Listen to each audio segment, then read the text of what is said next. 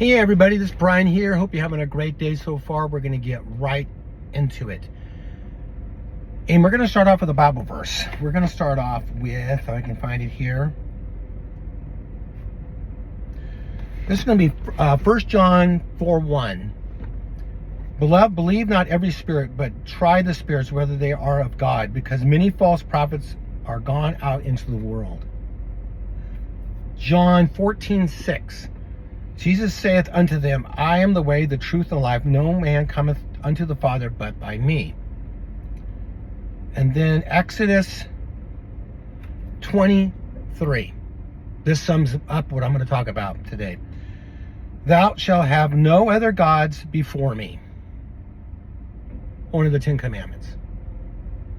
Thou shalt have no other gods before me. Then I want to go here right into this. Gateway Pundit. Facebook founder Mark Zuckerberg claims AI companies are attempting to create God. Meta CEO Mark Zuckerberg claimed this week that artificial intelligence companies are trying to create God or something, but said his company is different. Yeah, his company is different. I got a bridge I'll sell you in Arizona, cheap. I find it pretty big turnoff, this is Mark Zuckerberg, when people in the tech industry kind of talk about building this one true AI. It's almost as if they think they're creating God or something. And it's like that, not what we are doing. Yeah, that's not what you're doing.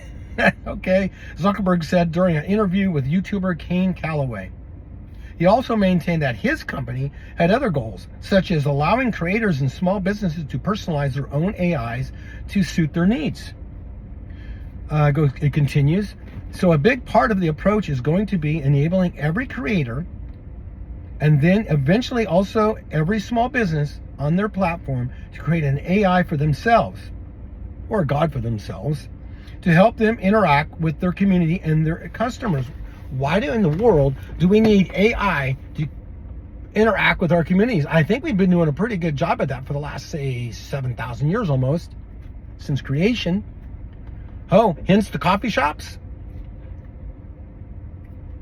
restaurants, churches, public gatherings, homes, and our homes, Thanksgiving for us in the U.S. We need AI. What did it say? To interact with their communities and their customers. Hello, how about a phone call? Everybody wants to text or email. Nobody wants to talk to each other anymore. Just email. I don't want to. I'm too busy. Just email me. Just text me. I don't have time to talk on the phone, but you have time to text. I'm old-fashioned. I do text. I do email. Obviously, I do this stuff, but I'm old-fashioned, I guess. I kind of like talk face-to-face. I like to see people's body language, hear the tone of their voice, get to know them personally. No, Mark Zuckerberg's not going to use AI as a god. No, he would never do that. But why is he building a huge bunker in Kauai, on the island of Kauai, 5,000 square foot bunker under the ground?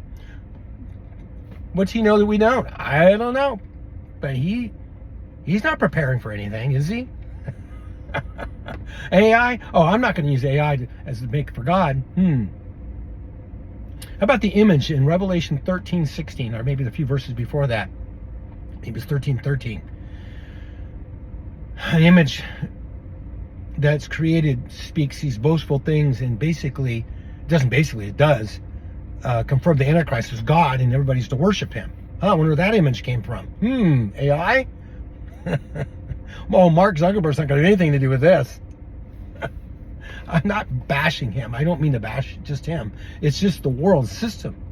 Come on, let's get real here. We're living in the last days. And I didn't start off with this, but if you're watching this for the first time, this is a pre-tribulation rapture channel. I believe the rapture, the taking away of the saints, the forceful taking away of the saints. Literally, we are forcefully taken away. Not injured by it, but God's coming for his church. Whether you like it or not, you're a born-again believer. You have Jesus in your heart. Whether you like it or not, you're going to heaven. I'm sorry to tell you that this morning. darn, it's just going to ruin your whole day, isn't it? The rapture's going to happen. You can be on your dream vacation right now, but the dreams are going to be ended because the rapture is going to interrupt that vacation and take you straight to heaven. We're going to meet the Lord in the air. 1 Thessalonians chapter 4, starting at verse 13 to 18. 1 Corinthians chapter 15, starting at verse 50 to the end. It's all about the rapture. Isaiah 26:19. He's going to hide us for a little while while his indignation runs its course. Isaiah 26:19. And now we got computers that want to make God out of. And you know what? These people really mean it. You know, when I read this crazy stuff, they actually mean what they say, and they say what they mean. It's just, they're doing it. Excuse me. Mankind, they don't like the way mankind was made, that we're made in God's image. So man is trying to make man in man's image. AI, machine, making brains in the lab, like I talked about. Excuse me, folks. But that's what's happening.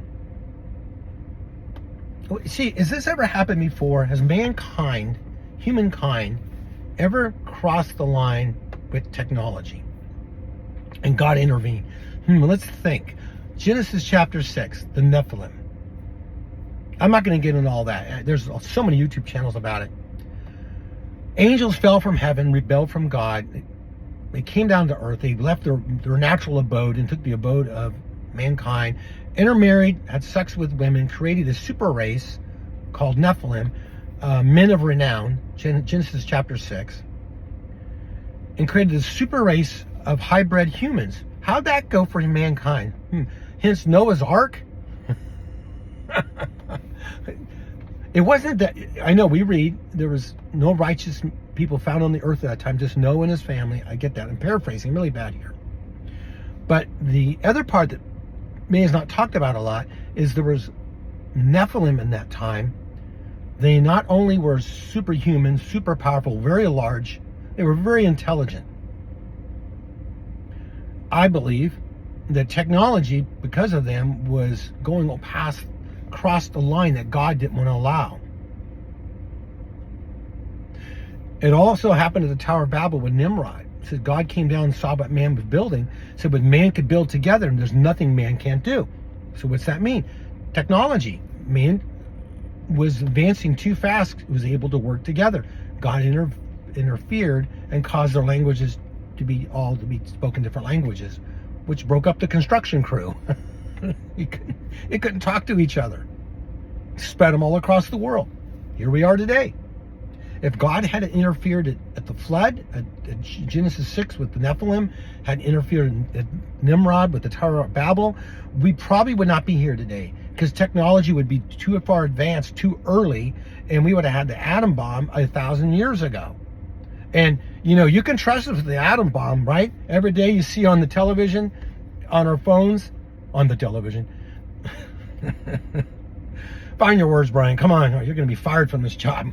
Talking to third person, me, myself, and I. We're just not getting along anymore.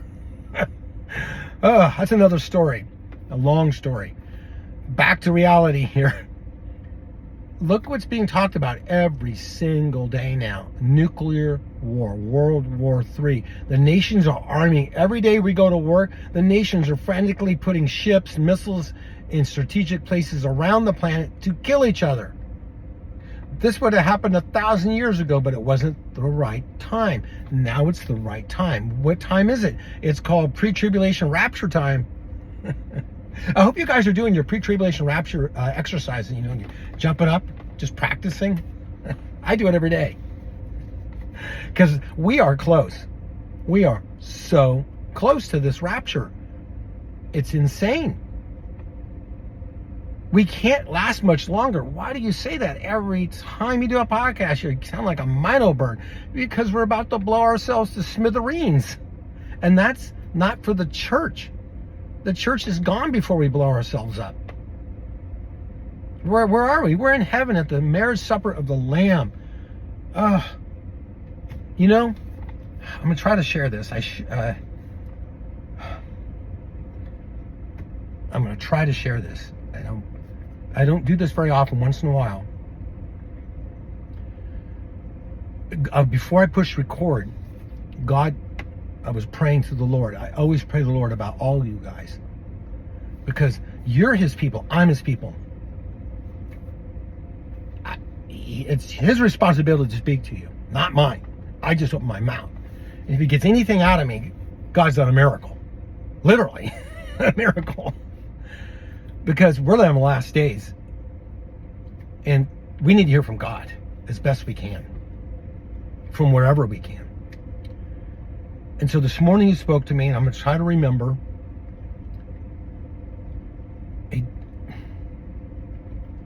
Tell my people that I love them.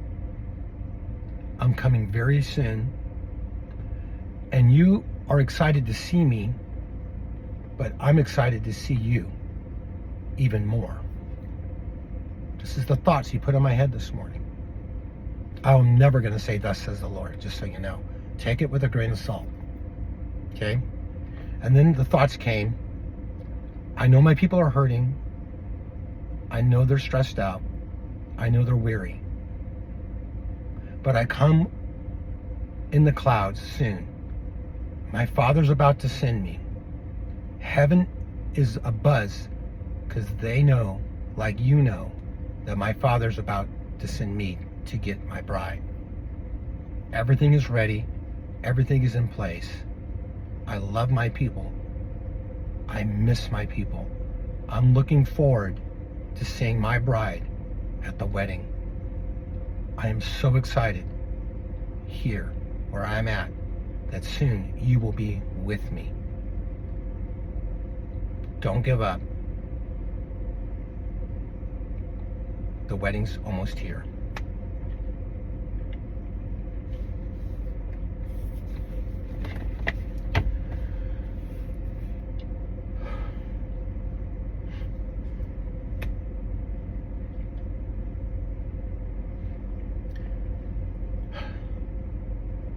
It's almost here, guys.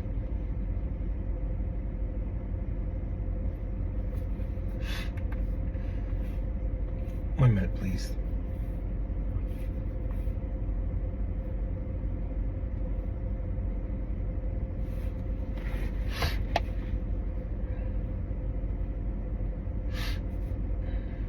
I'm going to read this. I'm going to finish with this. This just came to my little man brain just now. Those two little brain cells are working hard today.